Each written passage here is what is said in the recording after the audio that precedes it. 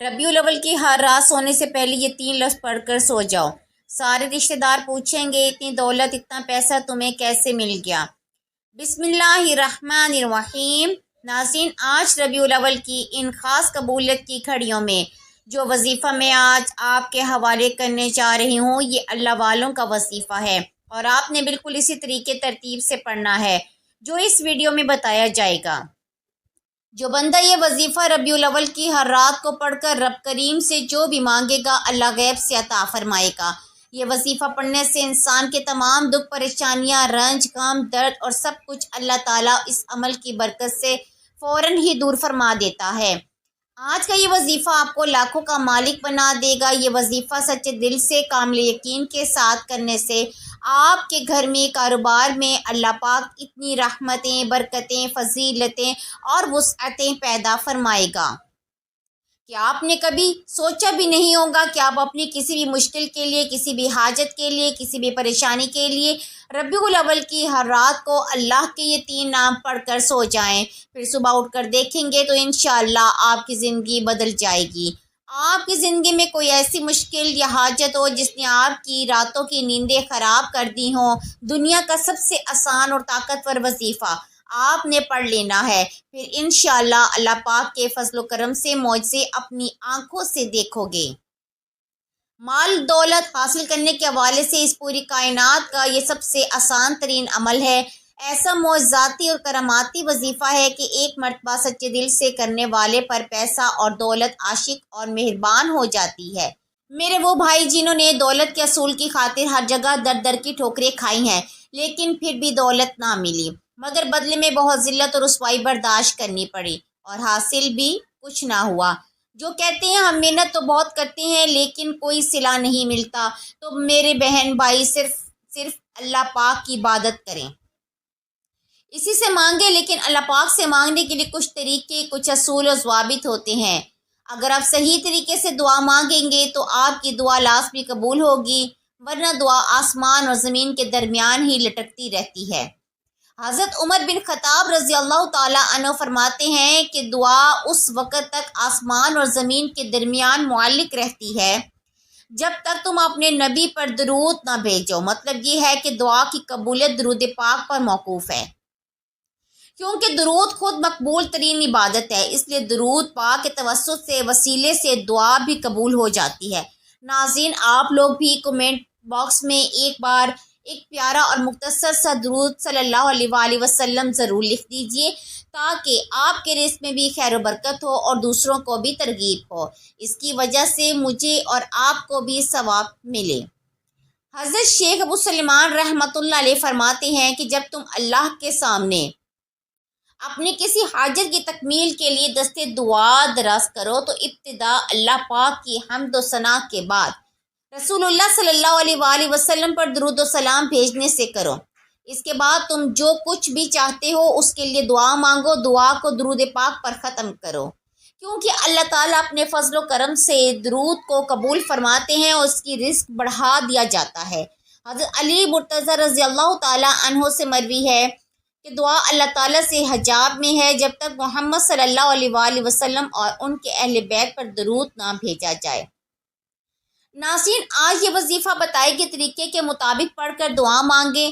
میں یقین سے کہتی ہوں آپ کی ہر دعا قبول ہوگی، آپ لاکھوں میں نہیں بلکہ کروڑوں میں کھیلیں گے۔ اللہ پاک آپ کو وہ عطا کرے گا کہ آپ کی عقل دنگ رہ جائے گی۔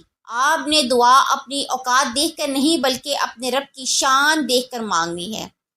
وقت کی نزاکت کو مد نظر رکھتے ہوئے آئیے ناظرین آج کی اس بابرکت عمل کی طرف چلتے ہیں، لیکن اس سے پہلے اگر آپ اس چینل پر نئے ہیں، آپ نے ابھی تک اس چینل کو سبسکرائب نہیں کیا تو خدا را اس چینل کو ابھی سبسکرائب کر لیں، کیونکہ ایسے بہت سے اعمال، بہت سے وظائف آپ کے حوالے ڈیلی بیسس پر کرتی رہوں گی انشاءاللہ۔ اس وظیفے کو آپ نے کرنا کیسے ہے؟ یہ وظیفہ آپ فجر کی نماز کے بعد بھی کر سکتے ہیں یا کسی بھی نماز کے بعد کر سکتے ہیں، لیکن اگر رات کو عشاء کی نماز کے بعد سونے سے پہلے آپ اس عمل کو کریں گے تو اس میں آپ کو زیادہ فائدہ ہوگا انشاءاللہ، کیونکہ اس وقت ایک تو بالکل تنہائی ہوگی، آپ کو تنگ کرنے والا بھی کوئی نہیں ہوگا، آپ سے کوئی بات بھی نہیں ہوگی، نہ آپ کسی سے بات کریں گے۔ آپ ایک معمول بنا لیں کہ آپ روزانہ رات کو سونے سے پہلے اس عمل کو کریں گے۔ آپ نے وقت تبدیل نہیں کرنا، مثلا رات کو سوتے وقت آپ یہ عمل کریں گے تو آپ نے اسی وقت اس عمل کو اگلی رات بھی کرنا ہے۔ اب عمل کیا ہے؟ عشاء کی نماز کے بعد رات کو سونے سے پہلے باوضو ہو کر آپ نے سب سے پہلے نبی کریم صلی اللہ علیہ وآلہ وسلم کی ذات مبارکہ پر درود پاک پڑھنا ہے۔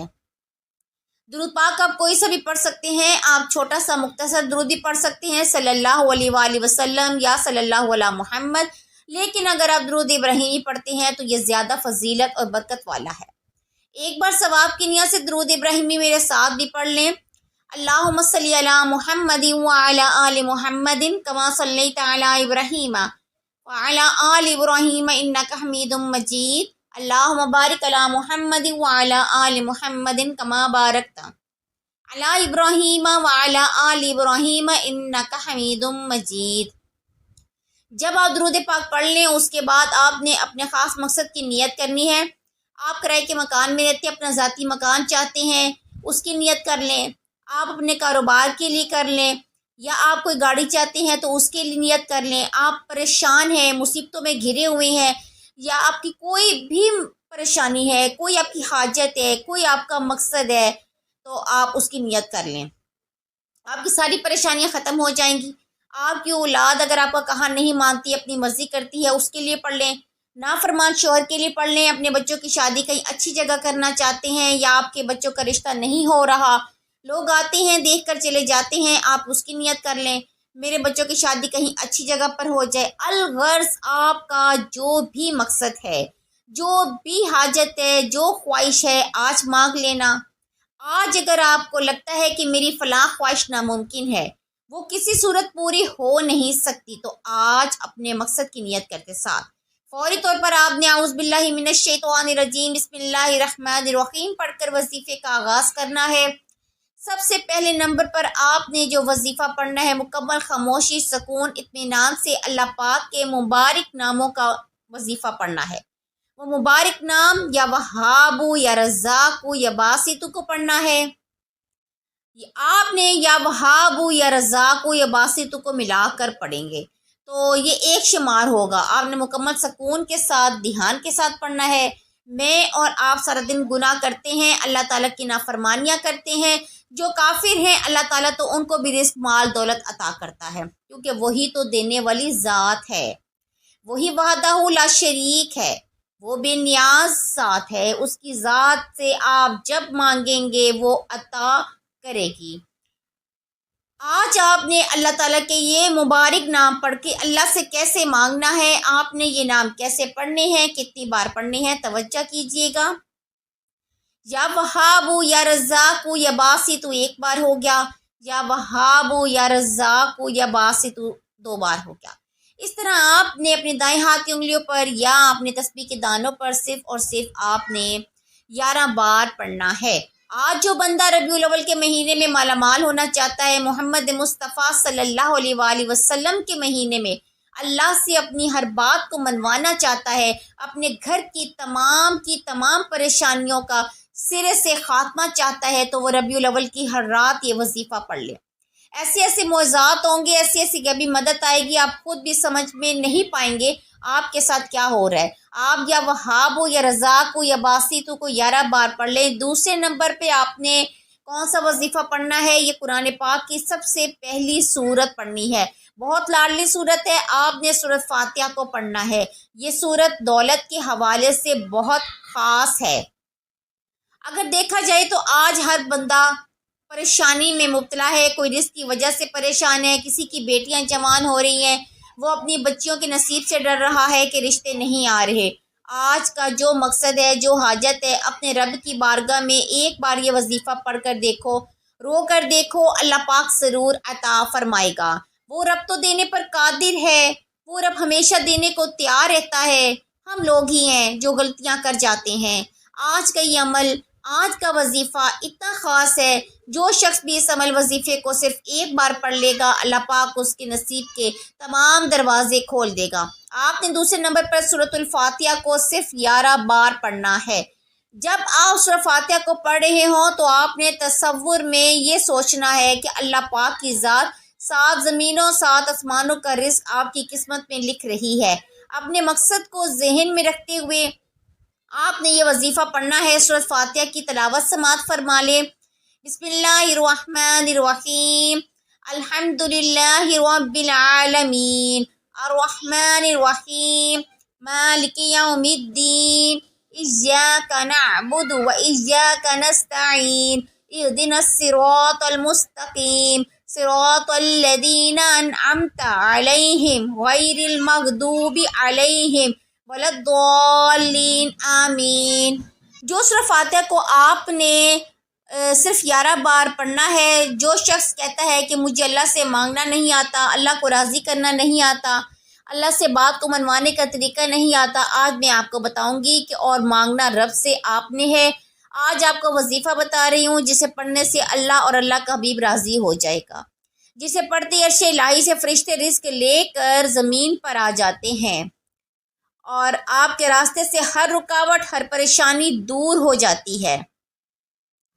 سورۃ الفاتحہ کو 11 بار پڑھنے کے بعد اب آپ نے تیسرے نمبر پر ایک قرآنی سورت پڑھنی ہے۔ سورت قرآن پاک کی سب سے چھوٹی اور مختصر سورت ہے۔ اس سورت کو دولت والی سورت بھی کہا جاتا ہے۔ تیسرے نمبر پر آپ نے سورہ کوثر کو پڑھنا ہے۔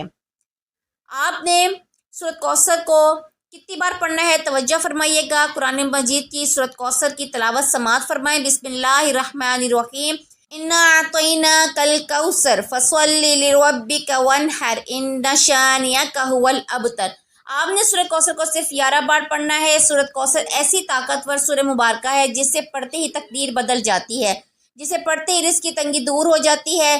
یہ سورہ رزق کے حوالے سے، دولت کے حوالے سے، کثرت کے رزق کے حوالے سے، وسعت رزق کے حوالے سے بہت طاقتور سورت مبارکہ ہے۔ یہ خاص طور پر میرے پیارے نبی حضرت محمد صلی اللہ علیہ وآلہ وسلم کے شان میں اللہ پاک نے عطا فرمائی تھی۔ سورۃ کوثر کو 11 بار پڑھنے کے بعد آپ نے چوتھی آخری نمبر پر سورۃ الاخلاص کو پڑھنا ہے۔ سورۃ الاخلاص کو آپ نے کتنی بار پڑھنا ہے توجہ سے سماعت فرمائیے گا۔ سورۃ الاخلاص کی تلاوت سماعت فرمائیں۔ بسم اللہ الرحمن الرحیم، قل هو اللہ احد اللہ الصمد لم یلد ولم یولد ولم یکن لہ کفوا احد۔ سورۃ اخلاص 11 بار پڑھنا ہے، توجہ دھیان کے ساتھ پڑھنا ہے، اچھی طرح گن کر پڑھنا ہے، تلفظ آپ کے ٹھیک ہونے چاہیے، ٹھہر ٹھہر کر آرام سے پڑھنا ہے، جلد بازی نہیں کرنی ورنہ آپ خود ذمہ دار ہوں گے۔ اس کے بعد آپ نے صرف 100 مرتبہ استغفر اللہ کا ورد کرنا ہے۔ استغفر اللہ کا ورد کرنے کے بعد آپ نے نبی کریم صلی اللہ علیہ وآلہ وسلم پر آخر میں درود پڑھنا ہے۔ لیکن استغفر اللہ پڑھنے کے بعد آپ نے جتنے بھی صغیرہ کبیرہ گناہ ہیں ان کی معافی مانگنی ہے۔ جب گناہوں کی معافی مل جائے گی پھر آپ کے اوپر اللہ پاک کی کرم نوازیاں بھی ہونا شروع ہو جائیں گی۔ علماء لکھتے ہیں استغفر اللہ زیادہ سے زیادہ پڑھیں، کم از کم 100 مرتبہ آپ نے استغفر اللہ لازمی پڑھنا ہے۔ آپ کا عمل مکمل ہو گیا۔ آخر میں دوبارہ 3 مرتبہ وہی درود پاک پڑھیں جو آپ نے وظیفے کے آغاز میں پڑھا تھا۔ اور ایک بات اچھے طریقے سے ذہن نشین کر لیں کہ اس عمل کے دوران آپ نے کسی سے کوئی بات نہیں کرنی، مکمل خاموشی سے، تسلی سے، توجہ اور دھیان کے ساتھ آپ نے اس عمل کو کرنا ہے اور نہ ہی کوئی آپ سے بات کرے۔ اس کے بعد آپ نے کیا کرنا ہے کہ دونوں ہاتھ دعا کے لیے اٹھانے ہیں، اللہ تعالیٰ سے اپنی پریشانیوں کے لیے، اپنی حاجتوں کے لیے اللہ پاک سے رو رو کر گڑ گڑا کر دعا مانگنی ہے۔ اللہ پاک ضرور کرم فرمائیں گے۔ آج آپ کی ہر حاجت پوری ہونے والی ہے، بس خلوص نیت کے ساتھ، پورے کامل یقین کے ساتھ اس وظیفے کو بتائے گئے طریقے کے مطابق کر لیں۔ اللہ بہتر نہیں بہترین سے نوازے گا انشاءاللہ۔ دعا ہے رب کریم میرا سنانا آپ کا سننا اپنی بارگاہ میں قبول اور منظور فرمائے، آمین ثم آمین۔ ملتے ہیں ایک نئی ویڈیو میں ایک نئے وظیفے کے ساتھ، تب تک اپنا بہت سارا خیال رکھیے گا۔ اللہ حافظ۔